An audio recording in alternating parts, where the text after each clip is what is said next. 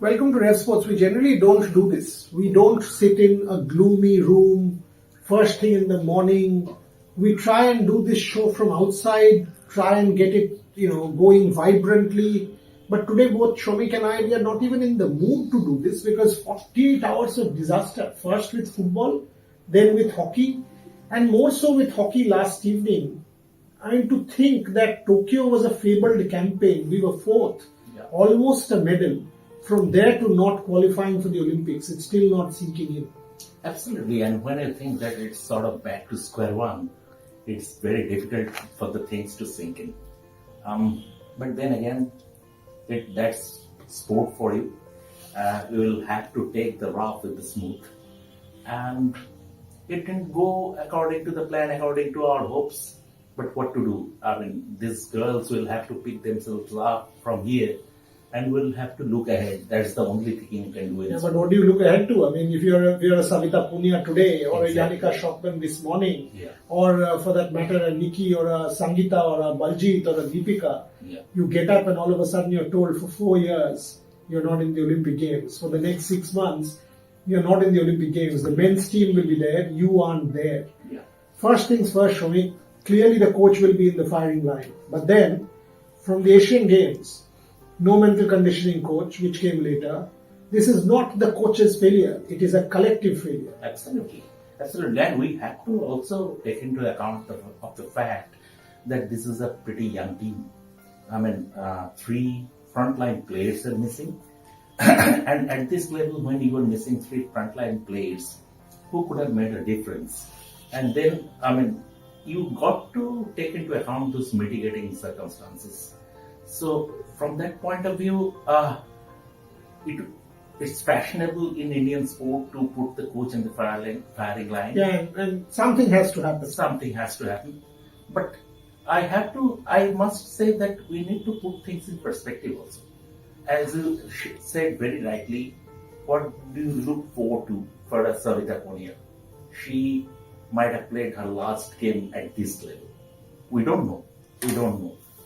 Because there is not, what is there for her to play for? Exactly. I mean, she's not going to play a regional tournament or a continental tournament. She's a legend of the sport, and for her to cry the way she was clearly shows how badly she will be impacted. Whether it is a youngster, for anybody, I mean, careers will end. And that is the biggest problem when something like this, not simply the players, Shomi.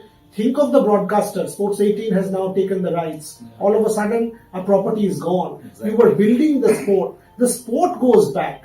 From the perspective of sponsors, from the perspective of FIH, to not have the Indian team as part of the Olympics is a big thing of a Cricket World Cup without the Indian team.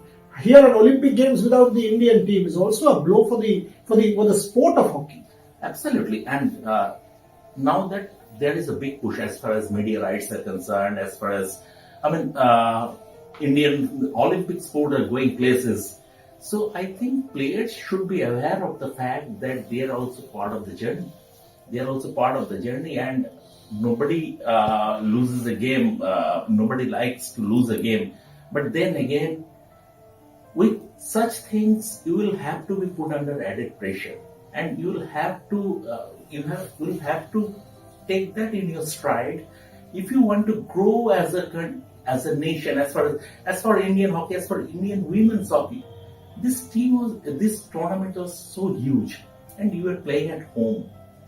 Expectations, rightly, very naturally, expectations were very high. And more after the Germany match, when you played outstanding hockey, you were almost there, and to sort of miss out from there and lose 1-0, 10 penalty corners, or 9, whatever, 10 penalty corners. 16 or so circle penetrations, 10 odd shots, and not one conversion. This will hurt. And it also goes to show that it was not the coach's fault. When you were earning 10 penalty corners, at least 3 clear sitters. At least 3 clear sitters. Even towards the very end when Salima Tete missed that, I mean, it was 1 inch? And that's when you feel Lalren Siami missed 1, Salima Tete missed 1, and that's when you think, is it not your day? And that's when sport starts to hurt you. Exactly, absolutely. Sport can be cruel at times. Absolutely. But as going back to the coach's thing, when In the last two quarters, Japan are not in the game at all. India are dominating. Yeah, but they defended well. They defended well. I'm saying, as far as attack is concerned, and they defended very well. In fact, they were very organized. Even with 10 players, they defended very well. Maybe India just missed a trick for the last 2 minutes, not to substitute their goalkeeper and put on an extra outfield player. Secondly, I also thought there were no variations for penalty corners. Of course, and the penalty corners are very predictable, and Japanese players could read them very easily. So that was one thing. And also the team was under a lot of pressure. I mean, we saw at least on 2 occasions they failed to intercept the penalty corners right at the edge of the D. So that goes to show, in the Germany game, India gave their all. That mental recovery, I think that mentally they put extra pressure on themselves, thinking that this is a do or die game. They failed to express themselves. These are cliches in sport, failing to express fearlessness and all of it, but it impacts you under pressure. Think of this. We don't win. Come to cricket, you lose the Cricket World Cup. You went to South Africa, you did not conquer the final frontier, you lost the first test match, you won the second, but you did not win. When is the last one that Indian sport has won? You've not won anything in cricket. Be it for Rohit Sharma, Virat Kohli, whoever. Since 2013, you have not won. Come to hockey, you have not qualified after Tokyo. Come to football, you lost 3-0 to Uzbekistan, you lost 2-0 to Australia, you have 1 match to go. And that's where it starts to hurt if you're an Indian fan. Whether you're a football fan going to Doha spending your own money, whether you're a hockey fan going to Ranchi and getting into the stadium at 8:30 in the morning, whether you're a cricket fan who's sort of sitting on for 3 hours for that elusive ticket. If you're an Indian sports fan, it is a tough one. It is a real tough pill to swallow. And that is why Shomik and I this morning, however much we want to express ourselves on the show, it's still very hurtful. And that's the problem, Shomik. I mean, when I think of these fans, it's hurting. Yeah, it's not easy to be an Indian fan, basically, and you have to live with the fact that serial heartbreaks are on your way. So, as you rightly mentioned, the World Cup final, hockey, football, but then again, we have to give credit to the fans. Despite all this, they're still there. They're there. So that is, fandom is about sticking to the team when the chips are down. That is a real fan. Is what a real fan is. When the chips are down, when you are supporting your team, when they are flying high, any plastic fan can do that. But if you are a real fan, you will stick to them. I think we have to. Indian fandom is getting matured a lot. Also, I think we have to look into how in English football and in England, as you know, football is a community sport. That irrespective of whether your team is winning or losing, playing in Premier League or League One or League Two, how they are backed by their own fans. So this is the way. I mean, I think like the Indian Olympic sport, this is a learning curve for Indian fans also. Let me say this now. Between 1908 and 2016, if you were a Chicago Cubs fan, for 108 years, Wrigley Field not won trophy. And yet, every year, Wrigley Field would be packed to capacity and sold out. That's fandom. It is not simply about the toxicity of being a Viratian or a Rohitian. You're an Indian. And that is when it starts to hurt. And trust me, that's what makes you a fan. You are still a Savita Punya fan. You are still a fan of Igor Stimac and Sunil Chhetri. And that pain is as much theirs as yours. Because you will live that pain with them. You will share that pain with them. And come the Syria match, you will still be there, whether you're Manjapada, whether you are any other fan group or a Blue Pilgrim or a RevSportz or whatever, you will still be there. Whether it is the World Cup or the South Africa series or the England series, the Indian fan will still be there. And that's where the Under-19 World Cup starts today. That's where the Indian Open is on. And for us, which is a multi-sport platform, we celebrate sport in its entirety, not when we win. We are not here to celebrate sport when India wins. Shomik, myself, the 40 other people that are part of RevSportz, we don't celebrate only when India wins. We also celebrate sport because it's sport. We know that in sport one team will win, one will lose. We will share the pain of Savita Punia and not castigate her because we know that is sport. So on that note, Gargi Rawat was in Delhi covering the Indian Open and has sent her report. Take a look at what Gargi had to say. Hello and welcome to RevSportz. I'm Gargi Rawat. What an incredible match that was between HS Pranoy and Chinese Taipei's TW Wong.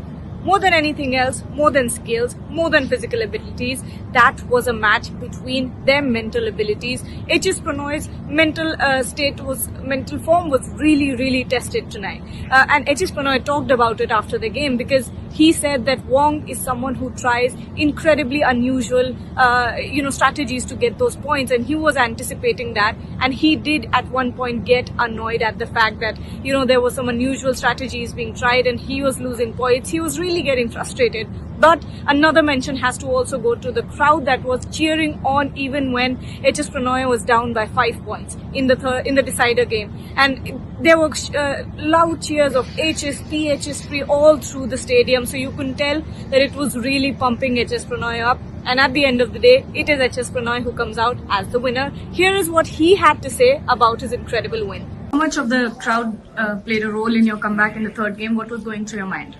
I think I knew that I had to somehow get the deficit to 2 or 3 points, and then the crowd would help me to kind of get through the next 11. The first 11 was very crucial, and when it came to 11-9, I was pretty confident that I can kind of get this game.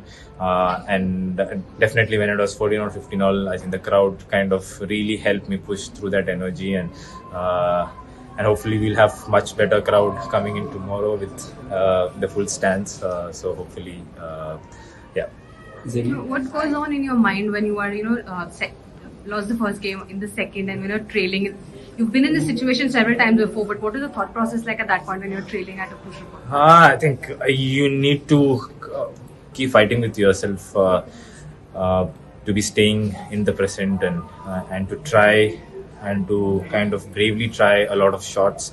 That is one thing which I'm trying since last 2-3 years, to kind of be in the present no matter what the conditions are, what the scores are, just to be focused on what needs to be done at that point. And things will take care of itself when you are doing that a lot of times. But I think the challenge is to be present over there in the court each and every single point. So yeah. Satvik Sairaj Rankireddy and Chirag Shetty are through to the semi-finals. They have won their match against Denmark 21-7, 21-10. No surprises there.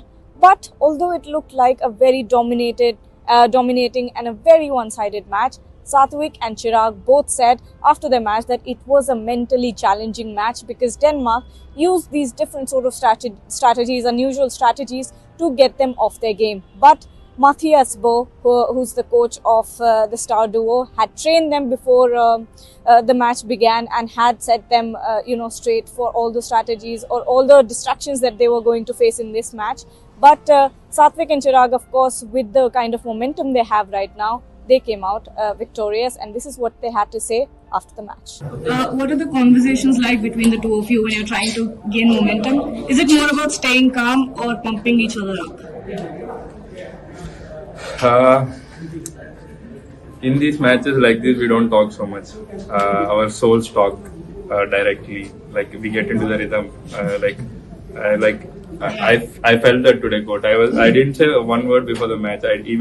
Normally I will say like Shetty bhai, thoda idhar ready rahenge. I was prepared, like I want to tell him, but when I entered, like I sense it.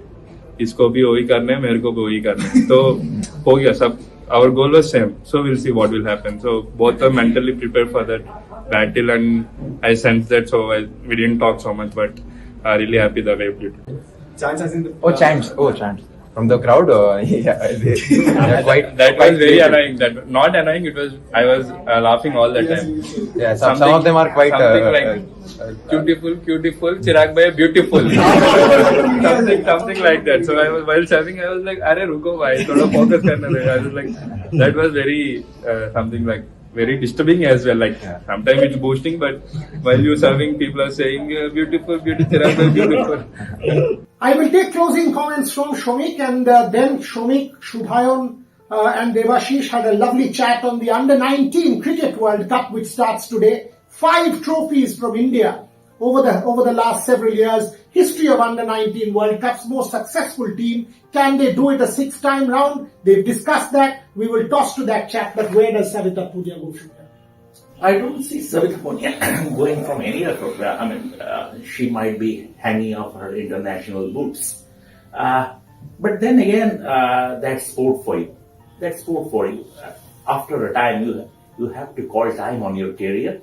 And Savita Punia has achieved a lot in the sense she had played Olympics, she had gone places, she had achieved a lot. I would rather like to focus on the youngsters in this team because they have a bright future ahead. I hope this heartbreak will make them more battle hardened, will toughen them up. After the Tokyo loss in the semi-final, COVID was at its peak, and we journalists were standing beyond the 6-foot line. Like, if you remember, at that point in time, the whole 6-foot barrier was there. Rani Rampal and Savita Punia walked. We looked at each other, and all we did was break down in tears. Journalists, older men, none of us could hold tears back because that was the heartbreak. And that's what sport is all about. Sport, you will lose way many more times than you will win, and then you have to come back. Only the tough survive. And this is the biggest test for some of these girls. We genuinely hope that they come out of this test because only then will they become hardened athletes, like Shomik said, battle hard. It's tough. It's very, very tough. All we will say is we are with you. On that note, the Under-19 World Cup, as we said, starts in South Africa today. Rather, it started yesterday. India plays today. Shomik, Shubhayan and Devashish had a conversation on the Under-19 World Cup. That's all from the two of us. We actually need to step out into the sun and soak in some fresh air because this gloom is getting to us as well. We hope that all of you watching will back our teams, whether it's football, whether it's cricket, whether it's hockey, whether it's badminton, because that's sport. Under-19 World Cup for you. Thank you for watching. Hi, this is Shubhayan Chakravorty. With me is Shomik Chakravorty and Devashish Sen. And the ICC Under-19 World Cup has commenced. South Africa faced West Indies in their opener yesterday, and today we will see India start their campaign against Bangladesh. Devashish, I'll start with you. Bangladesh defeated India in the semi-final of the Asia Cup and are one of the outside favorites to go on to win this tournament. But India being the 5-time champions, what are you expecting from this side? To say you frankly, Shubhayan, I am not expecting that great a performance, and obviously the sheer fact is that only 2 of this current squad has been taken by the IPL franchise. So that in itself says that obviously they might have potential. Who knows? After the World Cup, you might see new stars emerging from it. But before the tournament, obviously there are a few guys who we look up to, like someone like a Mushir Khan or a Arshin Kulkarni, who has already been a household name. So obviously there have been a lot of discussion about these guys. But overall, if you look at the squad, want us to wait before passing on a judgment. Shomik, you agree with that assessment, or you think this team has that ability to go on and win the tournament? Of course, they have the ability to go on and win the tournament, but I agree to him to the extent that this team doesn't have that own factor. The team that Kev's team or Virat's team, they had that own factor, but this team doesn't have that own factor. But that doesn't mean they are bereft of quality. Of course, they can go on and win the tournament, and India have been the most successful team in the Under-19 World Cup, winning the title 5 times. So obviously, these guys are serious cricketers. Best of luck to them, and I believe they will go on, and of course, semi-final. They will. It would be an offset if they don't go and play the semi-finals, and after that, 2 knockout games. Of course, you have two other teams in this group, and after that there will be a Super 6 stage, and then the semis and the final. Do you think this format somehow suits the Indian team, because you can lose one game but still make a comeback into the tournament? Yeah, absolutely. And then you have that Super 6 with 2 groups divided into 6 teams in each group. Obviously, it's a good thing for all the teams, not only for India. Right. And obviously, you can afford to lose one match and then you can bounce back in the tournament. But looking at the squad, I would say obviously a lot of hopes will be pinned on Arshin Kulkarni. Right. Means obviously he has been the real star, and the video that has already gone Yeah. viral with him touching the feet of Jacques Kallis means obviously And that letter which he wrote. that is wonderful to see. Means obviously this is a great story. Obviously someone like a Mushir Khan, he has the reputation of scoring big. Already played for Mumbai in first class cricket. Brother of Sarfaraz Khan, are huge expectations on Mushir.